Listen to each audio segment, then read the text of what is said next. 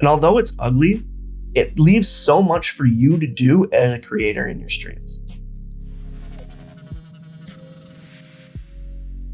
Before we get started, I just want to ask that you please subscribe to the channel. It's free, and you can always change your mind after the fact. All right, over the next few weeks, we'll be talking about this versus that, streaming on Twitch, Facebook, or YouTube. But today, we're going to be talking about stream software. Streamlabs, OBS, and Xsplit, the three most used software for streamers.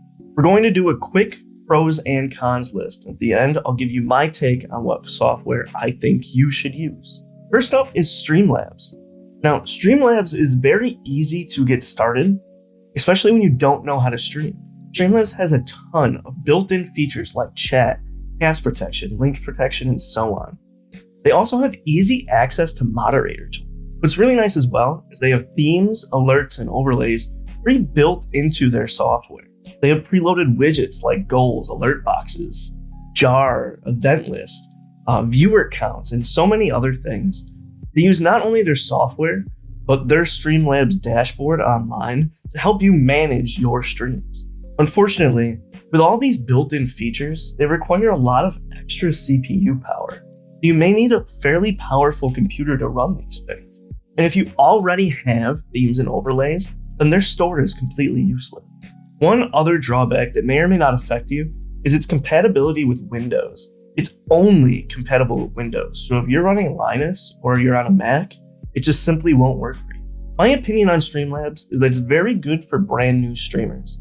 It doesn't take a rocket scientist to learn to run your stream, but remember, you need a decent computer to run it. OBS Studio. OBS Studio is open source. What this means is that a lot of third-party plugins are available for your mic and camera. Now, this is a bare bones lightweight application, but it offers much better performance in the long run when you compare it to Streamlabs. Just like Streamlabs, OBS is compatible with almost every single content platform. YouTube, Twitch, Facebook, all the big ones. And just like Streamlabs, this service is free, so you don't have to worry about paying anything to use their application. One of the good things about OBS Studio is that not only is it compatible with Windows, but Linux and Mac as well. Now, because of OBS's bare bones design, the UI is kind of ugly. There's not much to look at, and it's very, very basic. All of the extra things like seeing your chat, monitoring donations in stream, a lot of those things require a third-party service. Many creators have also noticed that there is a slight delay when you stop streaming or recording, so you do have to keep that in mind whenever you end your stream. OBS Studio also has sort of a learning curve. If you don't really understand how to work this type of service, you're better off starting with Streamlabs and then working to this software. OBS Studio is a quality software that really isn't taxing on your computer. And although it's ugly, it leaves so much for you to do as a creator in your streams. Now, last up is Xsplit, and I've never used this, so I had to do a little bit of research on my own, but hopefully this helps you. Now, unlike OBS, Xsplit has a plugin store, which really increases its functionality and makes it very easy for you to find those plugins. You can also move elements in 3D space, which is something that Streamlabs and OBS just simply don't do. Xsplit also has the ability to stream to more than one platform. Now, in order to do this on OBS and Streamlabs, you do need to use a software called Restream or another software similar. But what you do have to keep in mind is if you're streaming to Twitch, you cannot stream to any other platform. It's against Twitch's terms of service. Now, this is the part that kind of makes Xsplit seem not worth it to me. It's very resource heavy, just like Streamlabs. So you have to make sure you have a really good computer to run it. And here's the major drawback. You need a license to use it.